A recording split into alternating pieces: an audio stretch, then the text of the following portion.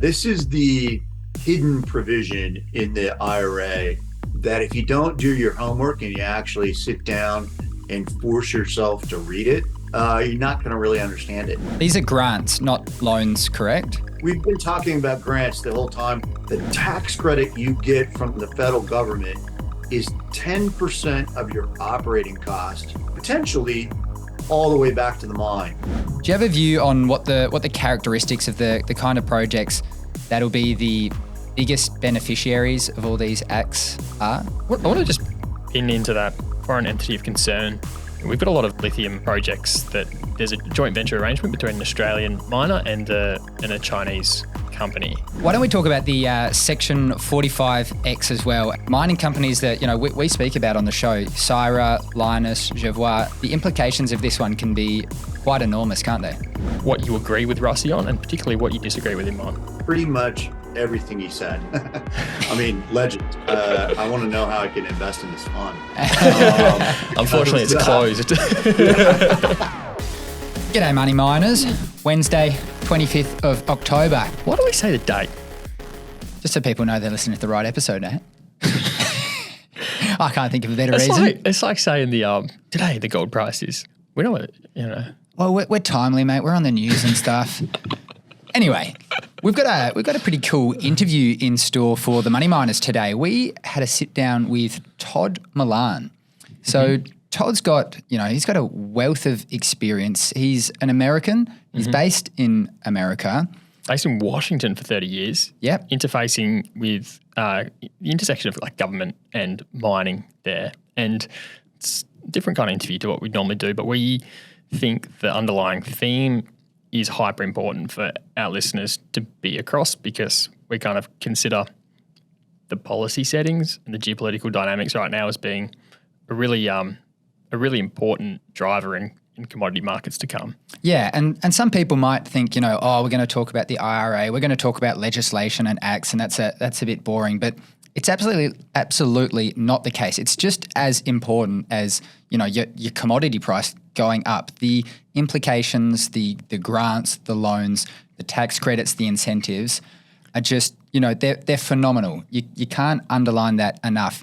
And especially for the managing directors and the decision makers of companies out there, they should really tune in, because some of the incentives available to junior miners, mid-cap miners, producers out there. Even in Australia. Even in Australia. They're attainable. They're achievable. You can touch them, you can get them, and it's coming fast, We're going to be hearing a whole lot more about this if you haven't heard enough about it just yet. Yeah. And it goes beyond just the $7,500 that you might have heard if you're buying a new electric vehicle. There's so much more to it, right? Yeah, and I think the other thing I think our listeners should be clued into, JD, is if you suddenly, if the US government is now massively subsidizing certain industries, and those industries flow all the way through to mining, if the cost dynamics of miners are massively subsidized, then what does that mean for the investment opportunities for our listeners as it relates to the types of projects? Let's think of the projects that you used to just look at and think, oh, the IRR shit, the CapEx is too high. Suddenly those kinds of projects might actually, but you have to look at them again. They are flipped on their head. Some of the grants, 30% off, building a processing plant and these sorts of things. It flips the MPV, the IRR, and your OPEX on its head. 10% off. Anyway, all this stuff. Incredible. I think we have to be astute to the fact that some projects which we used to just write off might become relevant, and that's an opportunity for our audience to be clued into. It sure is, and it could be that the market hasn't totally cottoned onto it in a big enough fashion already. So there could be opportunities in more ways than one, depending on the sort of lens you look at the market upon. And no better to unpack it than Todd Malan, ex-Goldman Sachs, ex-Rio Tinto, interfaces with government all the time in Washington. And I'm really, I took a lot away from this chat, JD. Absolutely. Okay, let's get to it, mate. And before we get into the interview, we've got to thank our sponsors at K-Drill. So as Matty would say it, Ryan O'Sullivan, he's gonna get the rock with his hand, get it out. No need for the drill rig. So K-Drill, they are the kings of RC drilling. Isn't that right, Trev? Yeah, mate. They've got a bunch of rigs. I think they're all deployed at the moment, their rigs. I know that they're drilling at Manor at the moment. I've seen photos of that happening. So, mate, bloody lithium. They're doing gold. They're drilling everything. I think their rigs are sort of spread across WA at the moment, and they're going absolutely bonkers, drilling new discoveries and also existing discoveries. Got to do the infill. Got to do the extensional work, mate. But that's it, mate. And as Maddie hasn't shied away from saying, you know, Ryan and the team, you know, they're friendly, they're approachable. Get in touch with them. If you need RC drilling at, you know, your exploration site or whatever it is, get in touch with the guys. They'll do you a great deal and they'll get the job done, safe, reliable, and, you know, maybe not with their hands, but with the best rigs out there, hey? Thanks, K-Drill. Here's our chat with Todd Malan. G'day, Money Miners. We are stoked today to bring a bit of a different voice to the podcast to ones that we would have heard in the past. Normally, we're deep in the world of mining companies. You know, we do talk about the sectors. We speak to fund managers all the time.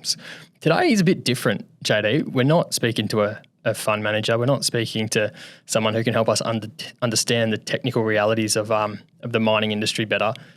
We're speaking to someone who can help us understand the policy landscape better, which is a bit of an abstract topic, but we think it's an important one and one that we really need to wrap our heads around at this point in time. It sure is, mate. And on the back of the discussion we'd had with Rusty Delroy not too long ago, this one really fits in. We're going to be talking about the various, you know, alphabet soups of policies coming out of, in particular in this conversation, the US, but as well, you know, there are policies being enacted in Europe. There's talk of policies being enacted here in Australia. And we're going to try and make sense of all of it and really hone in on just how impactful, how meaningful, how big the dollar values that we're talking about are in a way that really makes sense to the money miners out there. In a hunt for an expert on this topic, we've come across Mr. Todd Malan. Todd, am I saying your surname right? Is it Malan? I'm saying that wrong, aren't I? Well, yeah, lots of in South Africa it's Milan, and in the US we pronounce it Malan, but you can do it either way. I'll go with you. US misappropriation of the pronunciation. Todd Malan, welcome to Money of Mine. How are you? All the way from Pennsylvania right now, but normally you're based in Washington DC. Thank you for dialing into our Perth-based mining show. Actually, I'm in the Upper Peninsula of Michigan. Michigan. Sorry, mate.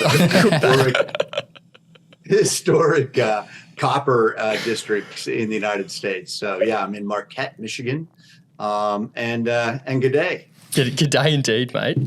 Beautiful. Thanks for tuning in. The time difference for a lot of the calls we've done with people in the US is, you know, horrendous one way or another, and we appreciate the sacrifice you're making at 10 p.m. your time to jump on the show. And you know, you mentioned where you're coming from, the, you know, traditional mining areas in America, and we're going to get into that in a big way later on in the chat as well. Todd, I'll set the scene on why, you know, we think you're a voice that can help us unpack some of the policy landscape at the moment. You've spent the last 30 years based in Washington. A lot of that has been at the intersection of government policy as it relates to the mining industry. 5 of those years were with Goldman Sachs. 9 of them were with Rio Tinto, where your interface with government largely related to their aluminium business, as I understand it. These days, you've got a role at Talon Metals, a nickel developer, which has won a disproportionately large dollar value of government funding, as I interpret it. There's a $114 million grant for a battery minerals processing facility in North Dakota, and very recently a $20 million free kick from the Department of Defense for, wait for it, exploration, mate. Nickel exploration. Imagine the Department of Defense giving you $20 million for exploration funding. And it's not the first of that kind that we've seen either. No, and there's a whole bunch of this sort of, the government landscape is motivated by these drivers we're going to talk about with Todd, and Todd's going to help us understand them.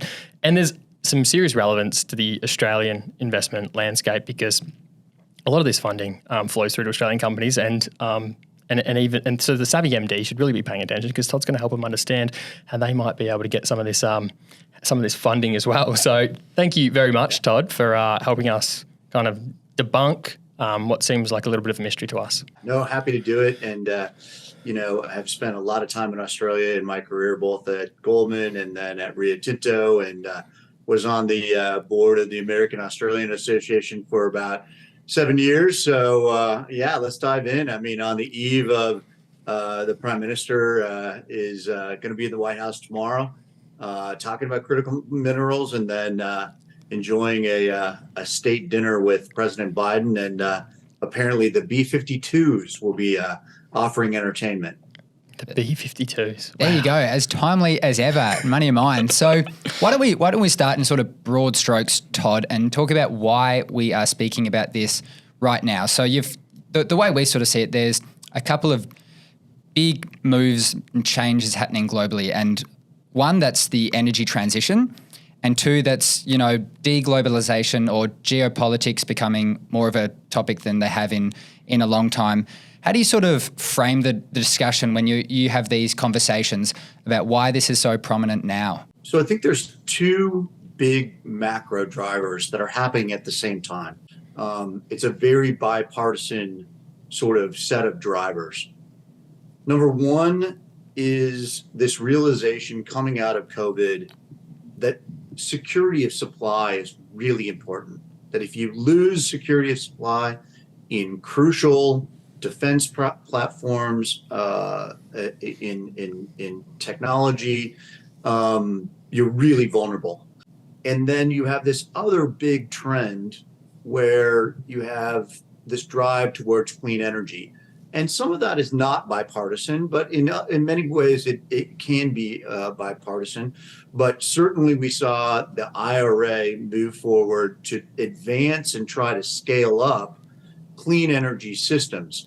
And I think that the way the International Energy Agency thinks about this is actually really smart, which is to say we're moving as a society, sometimes slowly, sometimes quickly, from a fossil fuel centered energy system to a mineral based energy system. So I think of those as two things happening at the same time: big push for security of supply, big push for clean energy systems. And that what leads you to this alphabet soup, which is bipartisan infrastructure law, the Inflation Reduction Act, the Defense Production Act, Exim Bank, and other institutions within the U.S. government sphere of influence that are going to be financing projects both in the United States, in Australia, around the world. So I think that from the perspective of Australian investors in this sector, you got to do your homework about the alphabet soup and unpack it to understand how it may affect projects in Australia, projects in the United States, and projects elsewhere in the world. And it goes back to what Rusty was talking about, which I really love, which is this idea that provenance is going to be a big driver in the future in terms of consumer choice and qualitative factors about how something was produced is going to command a premium. It's not all there yet, but I think it is absolutely, I'm absolutely convinced it's going to get there. The whole transition of mining becoming energy is a narrative that's pretty well understood, by the Australian mining investment universe. The piece that I think people are kind of still kind of working to understand the true implications of is the geopolitical imperative to reshore a lot of these supply chains and the real kind of dynamics in the relationships with China that are informing that. From your purview in Washington, what's your interpretation of those geopolitical motivations and how do they flow through to this world? I think people want to put it in this sort of contest, this geopolitical China versus the world, China versus the West. I actually think it just goes back to security of supply. It's perfectly rational that any country wants to not be completely dependent on another country for a major source of energy.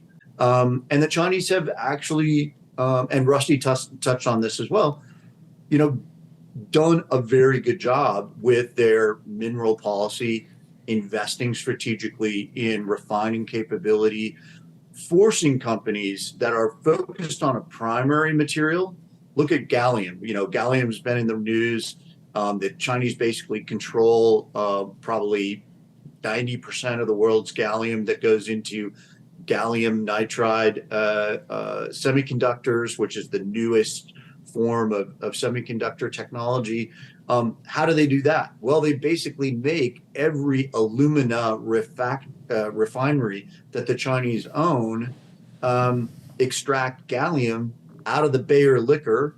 That is the process of producing, turning bauxite into alumina. So they've got a strategic policy that says, we want gallium, we want to control gallium, you will obtain this for us. There was a quote in one of the articles you sent us, and that was a bit of background reading, and I'm going to read it out because it sort of helps us tease out the legislation and all the acts in quite a good way. The IRA incentives for nearly every stage of battery production and the IRA supply chain are very attractive, and since they stack up on top of each other, the IRA is likely to stimulate a gold rush of sorts in battery mineral mining. How do you is that, replicate how you feel about it as well, Todd? I don't know whether I'd use the term gold rush. That's a bit of hyperbole. I think what I'd look at the IRA is it has two big goals. It wants to invest in and provide the resources and the policy drivers for getting clean energy systems to scale. So wind, solar, batteries, hydrogen, also carbon removal and carbon storage. But then it also has an imperative around security of supply.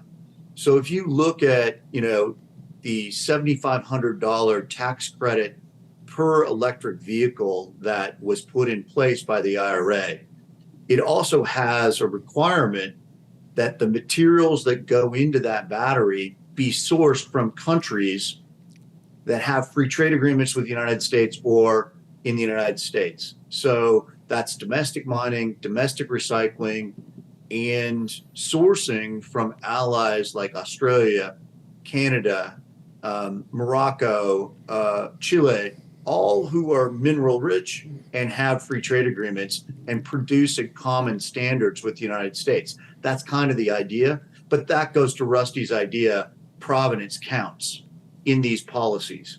But then I think you have to actually say, okay, so there's this preference that's being put in place, but then there's also these tax credits which are meant to incentivize investment and private sector action. So I think that what Congress has done in the IRA and what the Biden administration has done in the IRA is they've said, we've told you the direction we want you to go, and we're going to make you the resources available to make it happen. Todd, before we tease out, these the legislation that is going to inform the markets that we all care about, the sections that matter.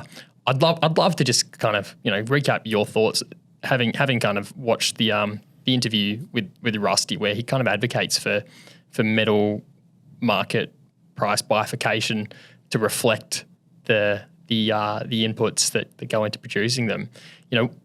I'd love to tease out what you agree with Rusty on, and particularly what you disagree with him on. Pretty much everything he said. I mean, legend. I want to know how I can invest in this fund. Unfortunately, it's closed. But I really like what he said about why shouldn't the mining industry that's producing things at a higher standard, whether that's energy intensity, produced at higher labor standards, higher environmental protections, rules around indigenous participation, why shouldn't that command a premium in terms of those production standards, as opposed to things that have just been done the old-fashioned way, which is just as cheap as you possibly can, and none of those environmental or societal externalities are accounted for. So I think the industry, I think government, needs to do more. I completely agree with Rusty about that. We're starting to see some policies that I think are interesting in that regard. You're seeing Europe think about a carbon border tax. We're seeing that actually proposed in the U.S. Congress as well, to actually say, well, things that are produced with lower carbon should face, a better market or a price differential. Same thing within the U.S. You see governments, state of California, others actually starting to implement government procurement policies that favor low CO2 inputs. So that's primarily focused on steel and aluminum, but it could be in any number of areas where governments are implementing what they're calling buy clean policies. Todd, why don't we get into this alphabet soup now? So you mentioned previously the various acts that have come about over the past couple of years. We're going to start with the Inflation Reduction Act, and I think that's the most meaningful one to the listeners. This gets broken down into three sections that really matter for us. So I want to start with Section 30D. And this might be the one that's most familiar to a lot of the people out there. So this one's been sort of termed the new clean vehicle tax credit. So a $7,500 US subsidy for consumers buying an electric vehicle in simple terms. Can you sort of flesh out all the intricate details of this one in a way that the money miners really understand why this is such a big deal? Yeah, I'll break it down. I mean, there's more detail than I want to go into that you probably need to do some homework on, because there are limitations about who gets the benefit and like what your income level is, and some details there that really aren't material. But half of that $7,500 tax credit is basically reserved for measurements of where the material comes from. Is it coming from the U.S.? Is it coming from recycling in the U.S.? Is it coming from our free trade allies? And in order to qualify, and basically car manufacturers are going to have to say and warrant to the IRS, this car qualifies under your rules, you're going to have to meet basically a stair step of increasing percentages of material that's sourced from domestic or ally sources, and those allies are basically defined by those countries that have free trade agreements with the United States. And right now there's 17 countries that have free trade agreements with the United States. And that also, there's some, whinging from the auto industry about this, but that they might not be able to actually secure enough material to be able to scale up. I don't think that's true. I think that the countries that have free trade agreements with the United States are also countries with enormous reserves of battery materials. Just look at Canada, just look at Australia, look at Chile. And then there's countries that actually have very strong processing capability, Japan, South Korea. So, this is something where I think it is possible, but it does create a unique opportunity for countries that are already inside the qualification, like Australia, to rise to the occasion, expand existing mines, expand existing processing. I mean, I look at after the IRA, Albemarle doubled the size of their lithium hydroxide plant in Australia. So hopefully, if this preference stays intact, people will be able to make investment decisions and actually rise to the occasion to meet the demand inside this requirement. So Section 30D is really important in that sort of requirement, that in order to get the benefit, you have to prove that you've met the requirements of this stair step of critical minerals going into the battery. But then also, very importantly, there's a requirement that the battery and the sourcing of materials didn't come from a country or companies from a country that is known as foreign entities of concern. And the countries where generally it's known as the countries that are on that list are Russia, China, North Korea, I'm going to forget the fourth one, but it's not a battery powerhouse. But those rules are not in place yet. So the Treasury has not actually issued those rules yet. That will happen before the end of the year. That will tell us a lot about how strict this rule will be around making sure that batteries and battery materials are not sourced from companies from these foreign entity of concern distinctions. If you look at the rules in the CHIPS Act, so same provision said, restricted away from foreign entities of concern. They were very, very tough. The Biden administration put in a 20% restriction on the ownership of a company from China or Russia. And then also they put in very tough audit and clawback measures. So in this 30D context, if there is audit and clawback measures, you can imagine that nobody's going to want to run the risk of having to repay all of the $7,500 tax credits that have been given out in a given year on a particular auto if they are worried that, somehow there's Xinjiang lithium in that battery. So I think what it will really force people to do is really know their supply chain in the battery all the way back to the mine. So Todd, the theme throughout your answer there was traceability. Do you think we're at a level right now where the traceability can be done to a high enough standard to implement all of this?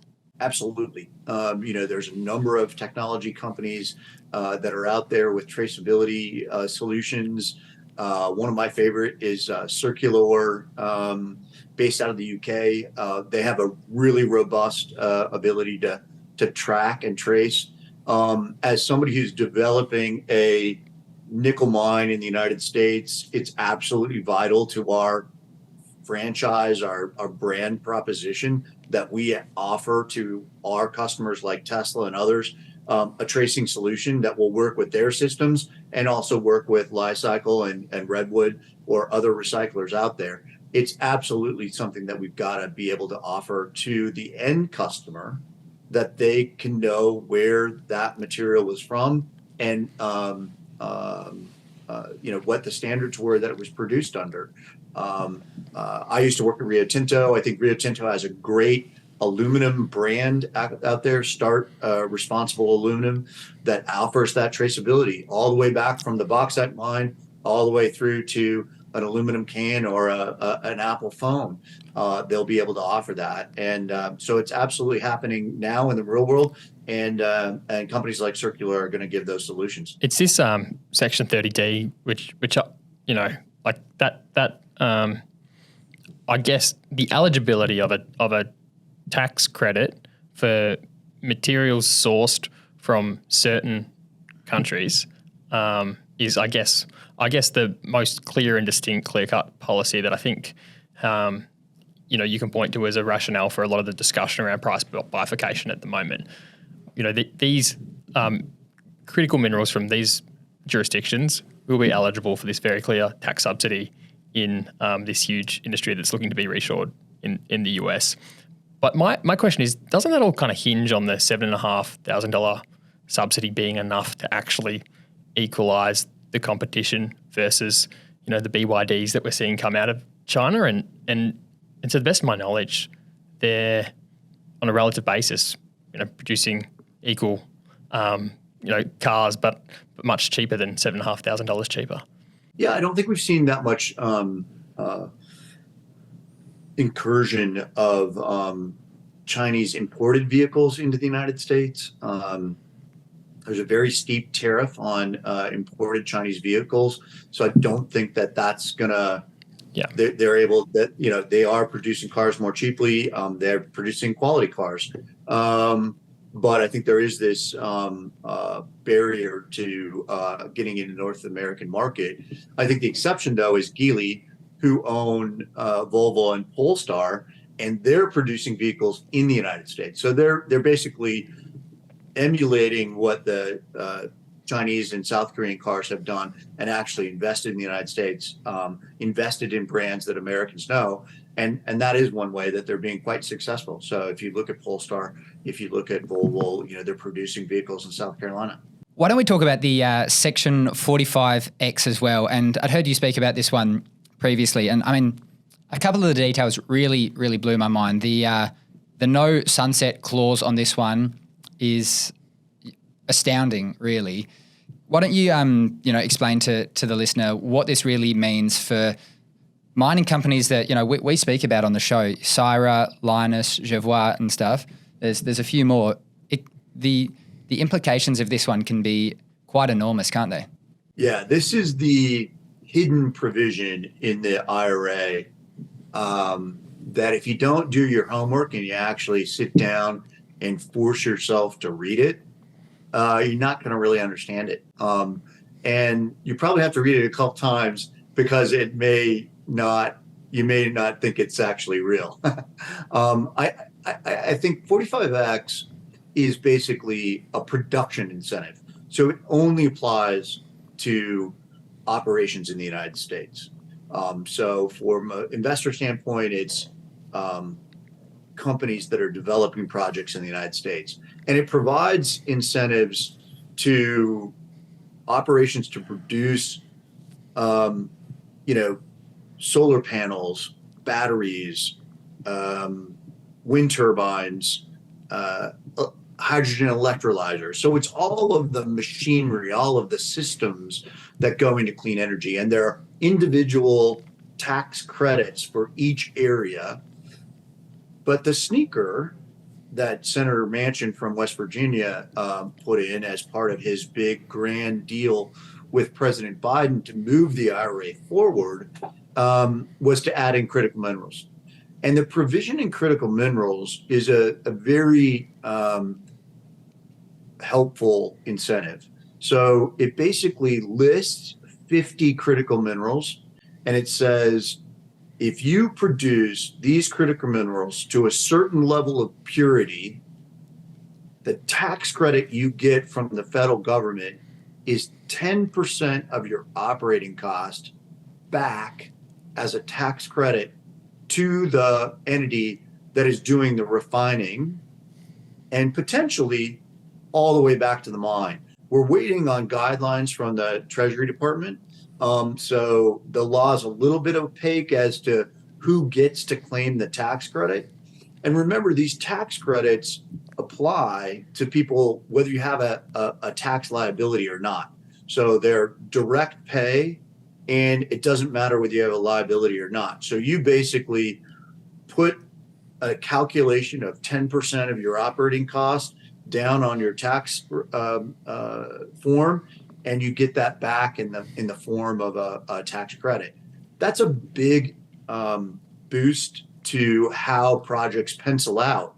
And we think that it's going to be transformative in a whole range of areas. And again, they basically put a periodic table of elements in the law that has very specific requirements. So if you think about a Syrah's operation in Louisiana processing graphite, that is going to be eligible for part of the 45X tax credit. Now, there is a provision in 45X that says that only production in the United States can count in the calculation of operating costs. So it's unclear whether raw material sourced from outside the United States will count in your calculation of your operating cost. But we'll see that very soon, probably by the end of the year, from the IRS as to how that particular decision is made. But even if you're just talking about energy and employee costs, that can be a very important benefit for people that are thinking about investing in and refining in the United States. The other thing that's really remarkable about it is it has no end. It has no sunset. All the other provisions for solar and wind and other things like that, they basically start to trail off in 2032 or 2034, and they sort of wind down. This one has no sunset. So it'll take an act of Congress in the future to actually end that benefit. It's fascinating, Todd. Normally we talk about mining companies and we look at their cash flow statements, and so often you see what is OPEX categorized as CapEx to kind of, hide the fact that they're losing money, right? And this policy, you'll actually see the reverse, people trying to more encouraged to classify the CapEx as OPEX because they get 10% free kick for doing so. But yeah, like a 10% of your OPEX just to back as a bloody tax credit is a pretty astounding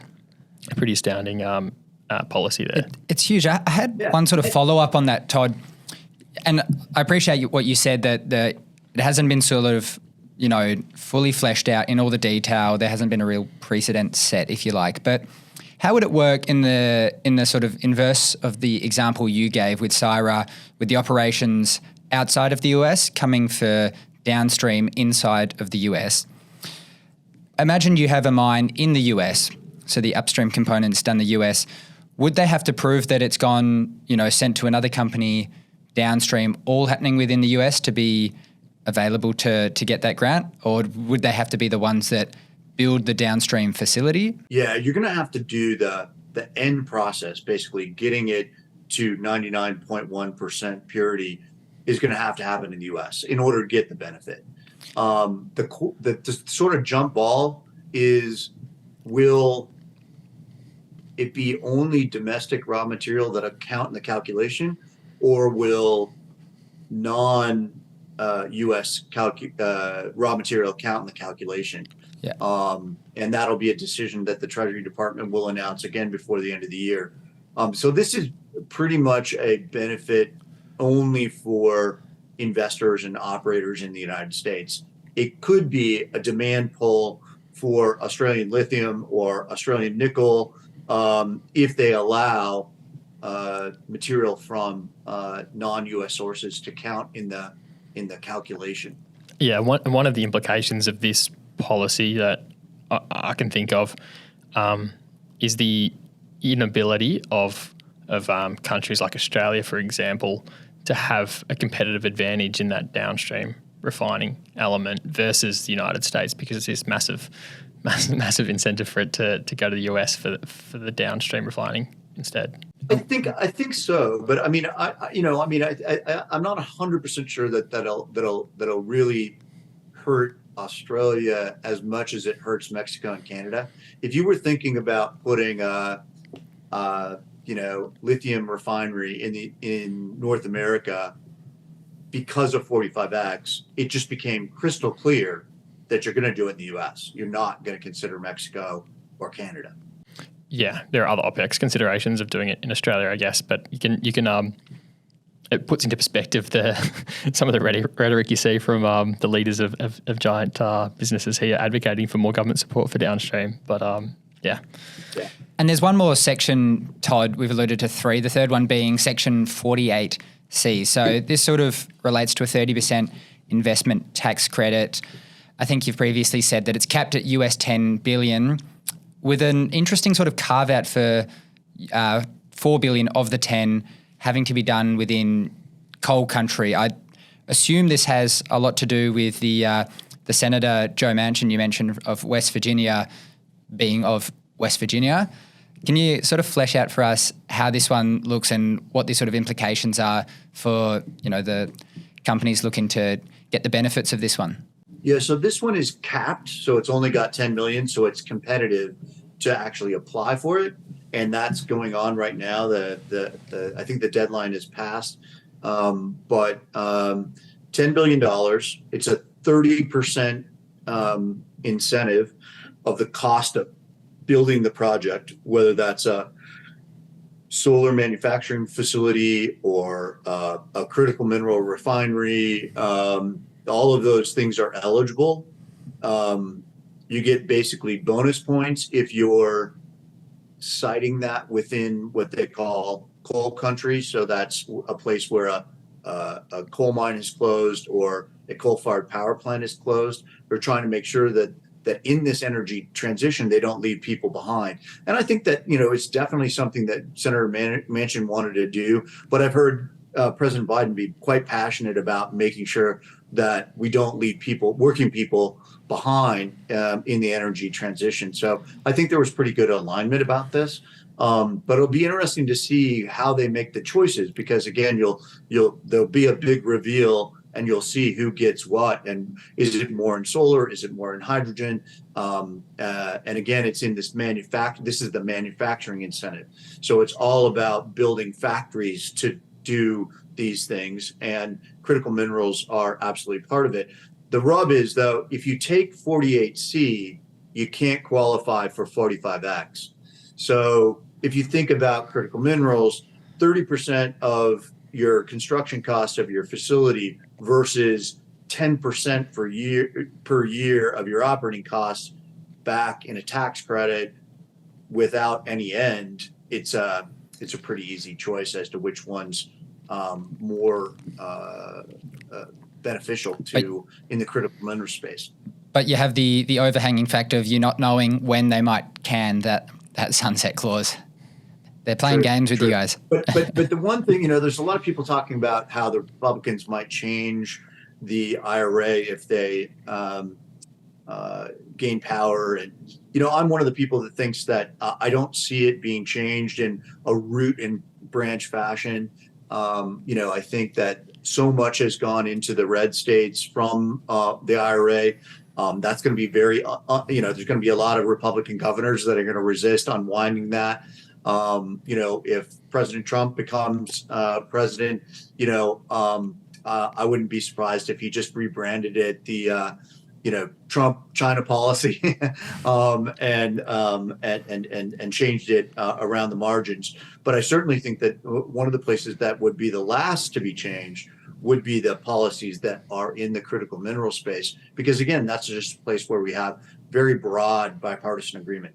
Let's move on from the Inflation Reduction Act now, Todd, and peek over to the rest of the alphabet soup. I know you've done a deep dive on all of it as it relates to the United States. So let's look at the Defense Production Act.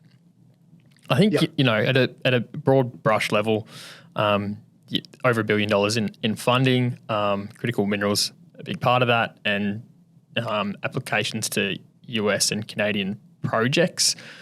What should we take away from this policy, and how does it relate to companies? So what's really interesting about the Defense Production Act Title III authorities, and Talon was fortunate enough to be selected for $20 million recently for exploration in Minnesota and Michigan for nickel, is that there's really no limit on where that money can be deployed. So it can go anywhere in the supply chain. So it could go into exploration. It could go into reprocessing old tailings in a particularly important area for the Department of Defense. It can go into processing. So Linus got a big chunk out of the DPA Title III funding for their processing facility in Texas. What's unique as well about the Defense Production Act funding is that it doesn't have to just be in the U.S. Canada is a place that is eligible for funding, and the president has asked Congress to add Australia to this eligibility. So I hope by the end of the year, Congress will add Australia, and then you'll be able to see actually deployment of DPA Title III funding in Australia. That could get, again, anything can be proposed. You could talk about exploring. You could talk about a gallium refinery added on to alumina manufacturing. So, it's a really wide open scope, whereas so much of the IRA or so much of the bipartisan infrastructure law is really focused on processing. DPA, anything can be proposed if they think the material is important to them and they like the innovation of the approach, that's how they make decisions. And it's a big envelope of money. It's about $1 billion. Just to clarify 2 points there, Todd. These are grants, not loans, correct? Correct. We've been talking about grants the whole time, or tax credits. These are not loans. Yeah. And the other detail I wanted to clarify there was when you say potential to come into Australia, does it still have to be a US company, or what's the sort of restrictions around that? No, Australian project. So no. Absolutely doesn't have to be a US company. It could be an Australian company. Just couldn't be a Chinese or Russian company. Yeah. If I'm the MD of an ASX listed critical minerals exploration or development project in Australia, and I'm listening to the interview. I gave you the layup, Trav. I'm being savvy. What do I need to know? Like, I mean, you've clearly articulated a who do you get in contact the with? merit to the department and being the recipient of $20 million funding for exploration. So what should a savvy ASX MD be doing right now? Yeah, I think the biggest thing to do is to look at the U.S. critical minerals list. That's basically the reference point of what the Department of Defense is going to consider to be in scope. So that's the first thing. And then the second thing is to think about, are there projects that you've always wanted to do that you may not have all been able to afford, that would be able to be presented as increasing production, producing a byproduct that maybe hasn't been economic to produce before, or extract before, but with support from the U.S. government, that you might be able to do that. It's this idea of full value mining. Instead of just going after the copper, go after all the byproducts that generally occur with copper, because they're needed in these important defense systems or in other technology systems. Again, nobody's going to get rich off of, producing gallium, but it might help your social license. It might help your permitting pathway if you were seen as helping Australia, helping the United States to address security of supply in one of these, what I call Achilles heel metals, where, again, it's not a big market, but it's vitally important to critical systems. And so that's where I'd think about those sort of things. And then, the Australian embassy is the best in Washington in terms of helping Australian companies understand these programs, think about how to apply, and then go after it. So I would spend time with folks in Canberra, but then with the embassy, just figuring out what is the process of applying for this funding. The DPA process is actually pretty simple. You write a white paper, and if they like your white paper, they ask you to do a second follow-up paper that's a more deep dive. So it's not intimidating in terms of the process. There's a couple other acts I want to touch on, Todd, and I just want to underline once more how big the sort of dollar value. So we've got the bipartisan infrastructure law, which had $6 billion, to my understanding, earmarked for battery and critical materials supply chains, as well as another $1 billion earmarked for battery materials recycling.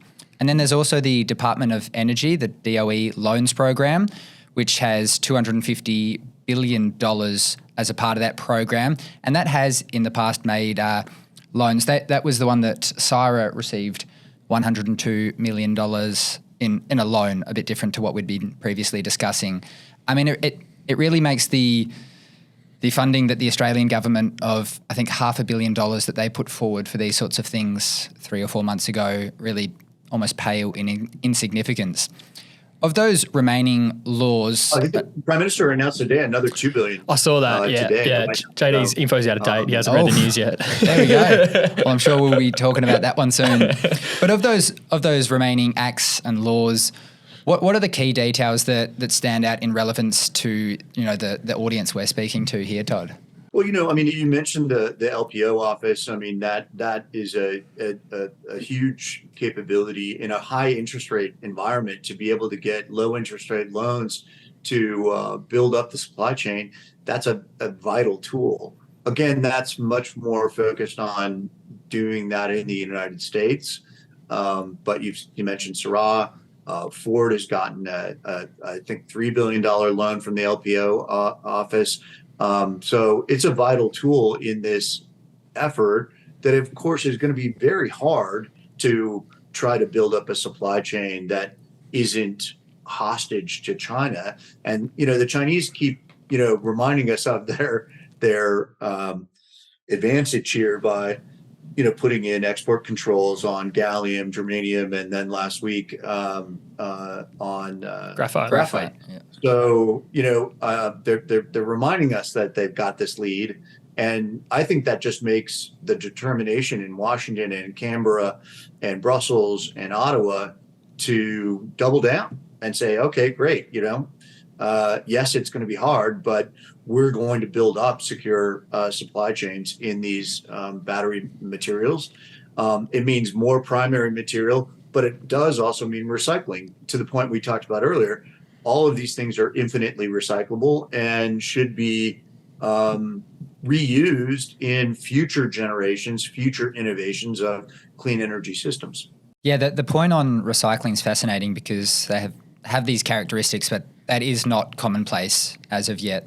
A lot of these, battery packs and stuff have finite lives, and then they're put out for waste. So that's something we should be really, really focusing on. And it's interesting to see where that funding and how that progresses. It's so important. It's so important that we that the mining industry also endorses the recycling industry, supports the development of the recycling industry.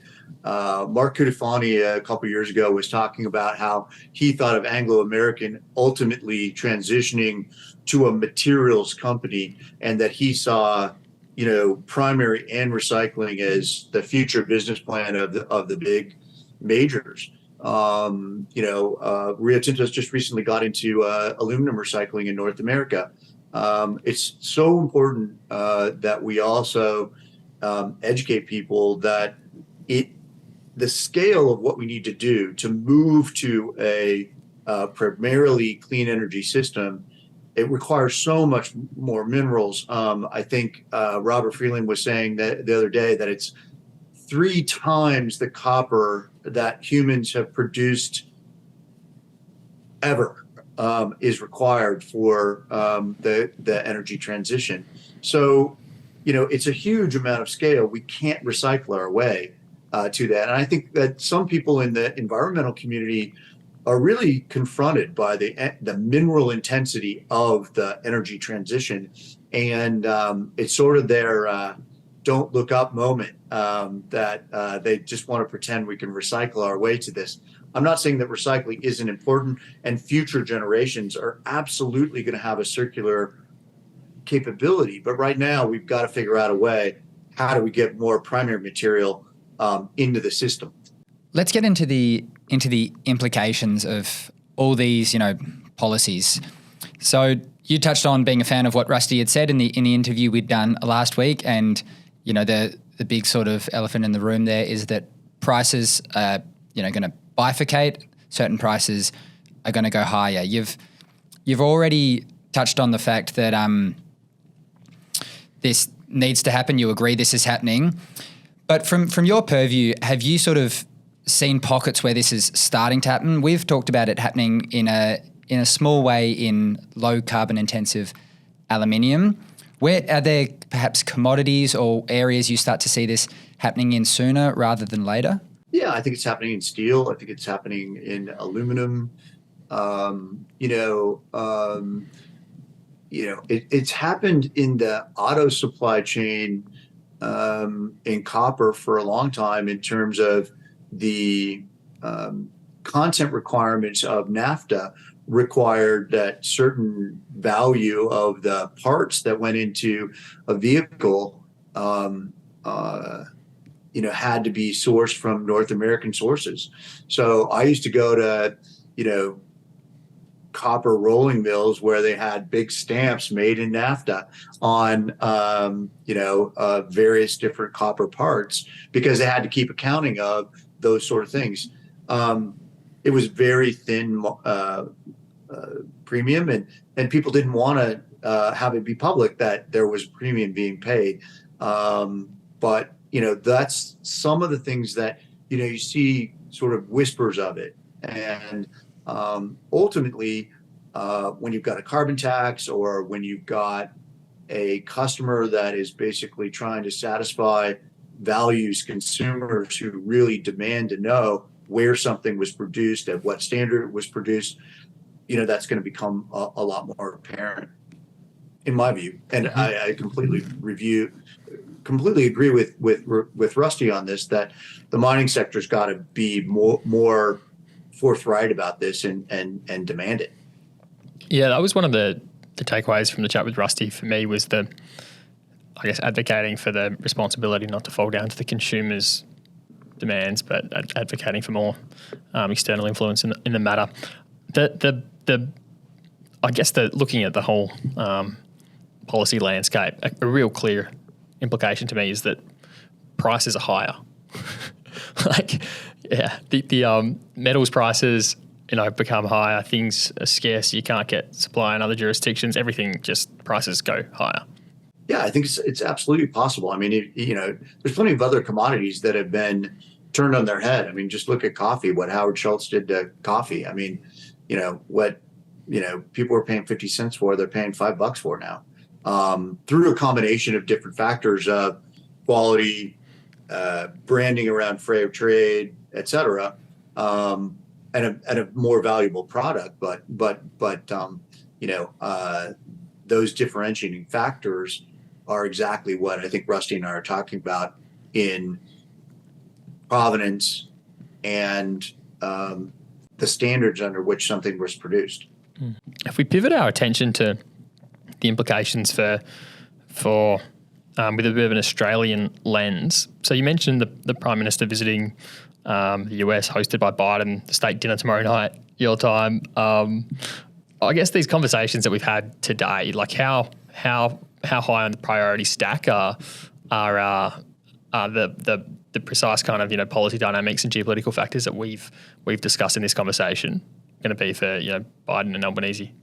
Well, I mean, if you told me maybe 10 years ago that critical minerals policy would be front and center at numerous White House meetings of a Democratic president, or at the top of the agenda of a meeting between the Australian Prime Minister and an American Prime Minister, I don't think I would have believed you.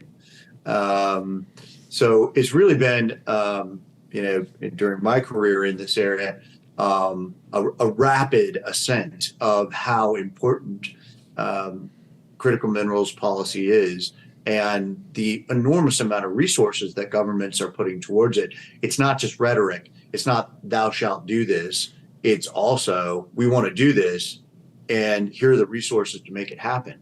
That's the big difference for me.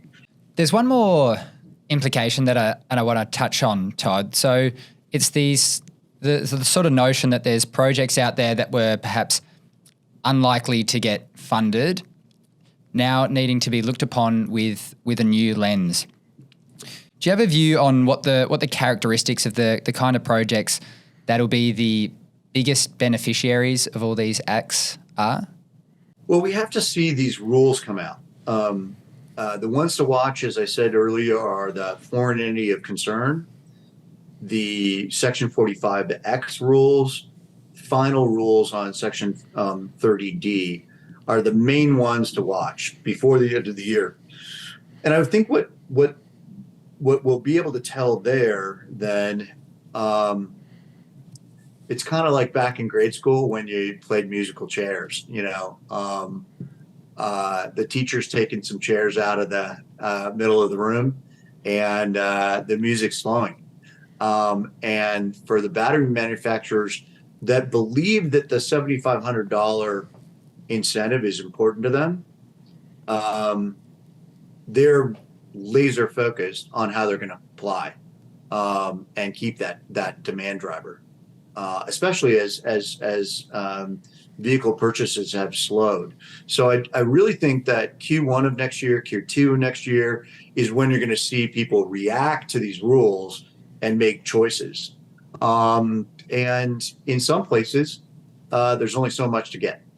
So it's this function of some automakers and some battery makers and component makers are going to be left without a chair.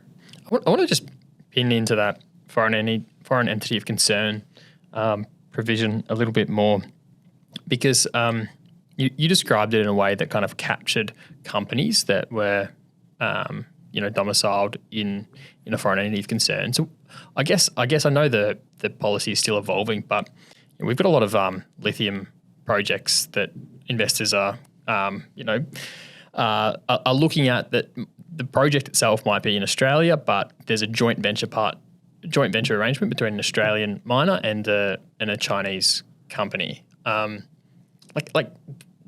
does this the lithium that kind of is produced at that mine kind of flow through to these tax incentives? Well, I mean, first of all, it's going to be a matter of what's the percentage of ownership that is the cutoff for the foreign entity of concern rules. Is it 20%? Is it 25%? Is it 50%? Is it 10%? It's sort of really going to matter what that percentage is. I think there's some restructuring that people can do to get around that rule. We've also heard about Chinese companies considering moves to invest in free trade countries like Morocco and South Korea. And these schemes, are being referred to in Washington as mineral laundering schemes, where basically they'd sort of try and hide in a free trade country, get the eligibility requirements, but still source lithium that's been processed in Xinjiang. And I think that is not the spirit of law. And people that engage in that sort of sourcing strategy may get things cheaper, but in the end, if there's an audit and then there's a clawback of the tax credit because of that, it'll be a pretty unwise choice. Todd, you've done a massive amount to help clear up all these bits of legislation and acts that we hear about just so much. You can pull up the AFR or the Australian and you read about all these things almost every other day. So really appreciate you coming on the show, helping clarify all of this. And I'm pretty confident the money miners will get a lot out of this. And in any case, I've got a tremendous amount from it. But you didn't even use your props. Yeah, I got it right here. What have we got? Alphabet soup. Alphabet I soup. couldn't find alphabet soup. I could only find SpaghettiOs, which sound disgusting, but it does say original A to Z. So do your homework, find out about the alphabet soup, dig into 45X, dig into 30D, and I think people that do their homework are going to find that it'll match up with some pretty savvy investment strategies, even though I'm not giving investment advice. Beautiful. Thanks for your time, Todd. How good was that, JD?